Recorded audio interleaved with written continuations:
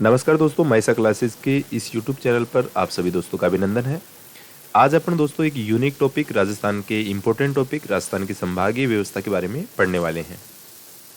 संभागीय व्यवस्था की शुरुआत दोस्तों राजस्थान में देखो 1949 में हो गई थी, लेकिन 1962 में मोहनलाल जी सुखाड़िया की सरकार के समय इस संभागीय व्यवस्था को दोस्तों राजस्थान से बंद कर दिया गया था। मोहनलाल सुखाड़िया राजस्थान के लंबे समय तक सीएम रहे हैं। आधुनिक राजस्थान के निर्माता भी इनको कहा जाता है और इनका संबंध उदयपुर जिले से है। मोहनलाल सुखाड़िया विश्वविद्यालय उदयपुर के अंदर है। संभागीय व्यवस्था 1962 में इनके द्वारा समाप्त कर दी गई थी। 1987 में देखो पुनः हरिदेव जोशी की सरकार आती है और हरिदेव जोशी मुख्यमंत्री के समय संभागीय व्यवस्था को फिर से राजस्थान में शुरू किया जाता है। पहले राजस्थान में शुरू में 5 संभाग थे और उस समय जब इसको वापस चालू किया गया उस समय संभागों की संख्या 7 हो गई थी। बीकानेर इसमें ऐड कर दिया गया था। वर्तमान में दोस्तों आपको बताना है कि संभाग राजस्थान में 7 है और 7वां संभाग देखो सबसे नवीनतम संभाग अगर आपसे पूछे तो भरतपुर संभाग है। 4 जून 2005 को ही बना है। इसके बाद में अगर आपसे क्षेत्रफल में सबसे बड़ा संभाग पूछता तो आपको जोधपुर संभाग करना है और क्षेत्रफल में दोस्तों आपसे छोटा संभाग पूछता तो भरतपुर संभाग करना है। तो दो तो यूनिक प्रश्न यही है कि सबसे बड़ा कौन सा क्षेत्रफल में जोधपुर है और सबसे छोटा कौन सा है भरतपुर है। उसके बाद में जनसंख्या में अगर आपसे बड़ा पूछता तो जयपुर संभाग जनसंख्या में बड़ा है और जनसंख्या में सबसे छोटे संभाग की बात की जाए तो कोटा संभाग आपको करना है। अब देखो संभागों की बात करें, कौन कौन से संभाग हैं और कौन कौन से संभाग में कौन कौन से जिले आते हैं।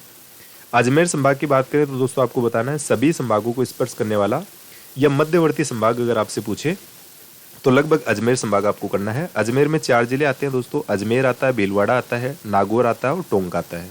ठीक है, नवाबों की नगरी टोंक अजमेर में आता है। जयपुर की बात करें तो जयपुर में 5 जिले आते हैं दोस्तों। कितने जिले आते हैं? 5 जिले। जयपुर आता है, सीकर आता है, झुंझुनू आता है, दौसा आता है और अलवर आता है। तो 5 जिले जयपुर के अंदर याद रखने हैं। जयपुर में दोस्तों अगर आपसे पूछा जाए कि सबसे ज्यादा जनसंख्या कौन से संभाग की है तो जनसंख्या बताना है जयपुर संभाग है। जनसंख्या घनत्व अगर आपसे पूछता है तो भी आपको जयपुर संभाग बताना है। और सबसे ज्यादा साक्षरता की बात करता है दोस्तों, सबसे ज्यादा साक्षरता की बात करता है तो भी आपको जयपुर करना है। उसके अलावा अनुसूचित जाति की जो प्रतिशत में जनसंख्या अगर आपसे पूछता है तो भी आपको जयपुर संभाग उसका आंसर करके आना है। अब देखो उसके बाद में जोधपुर संभाग है। तो जोधपुर संभाग में जोधपुर जिला आता है, जैसलमेर, बाड़मेर, जालोर, पाली और सिरोही। जोधपुर संभाग आपको पता है दोस्तों क्षेत्रफल में सबसे बड़ा संभाग है और इसमें कुल जिलों की बात करें तो कितने जिले शामिल हैं? 6 जिले शामिल है दोस्तों। उसके बाद में बीकानेर संभाग देते हैं तो बीकानेर में बीकानेर आता है, चूरू आता है, गंगानगर और हनुमानगढ़। बीकानेर संभाग में आपको पता है अनुसूचित जाति की संख्या सबसे ज्यादा है। प्रतिशत में अनुसूचित जाति अगर देखा तो जयपुर में निवास करती है, लेकिन वैसे अनुसूचित जाति की जनसंख्या सबसे ज्यादा बीकानेर के अंदर है। कोटा संभाग में देखो दोस्तों कोटा, बूंदी, बारा और झालावाड़, हाड़ौती का पूरा इलाका कोटा संभाग में शामिल है। कोटा संभाग में आपको पता है राजस्थान में सबसे ज्यादा नदियां बहती हैं, तो सबसे ज्यादा नदियों वाला संभाग अगर आपसे पूछता है तो कोटा संभाग। उदयपुर संभाग के अंदर भी दोस्तों आपको बताना है कि 6 जिले शामिल हैं। उदयपुर शामिल है, डूंगरपुर, बांसवाड़ा, प्रतापगढ़, चित्तौड़गढ़ और राजसमंद। उदयपुर की बात करें तो आपको साथ में ये भी बताना है कि उदयपुर में सबसे ज्यादा लिंगानुपात की बात की जाए तो सबसे ज्यादा लिंगानुपात आपका उदयपुर जिले में है। लिंगानुपात अगर आपसे पूछता है तो उदयपुर जिला आपको करना है वहां पे। अब सबसे नवीनतम संभाग भरतपुर, धौलपुर, करौली और सवाईमाधोपुर, इसमें कितने जिले आते हैं?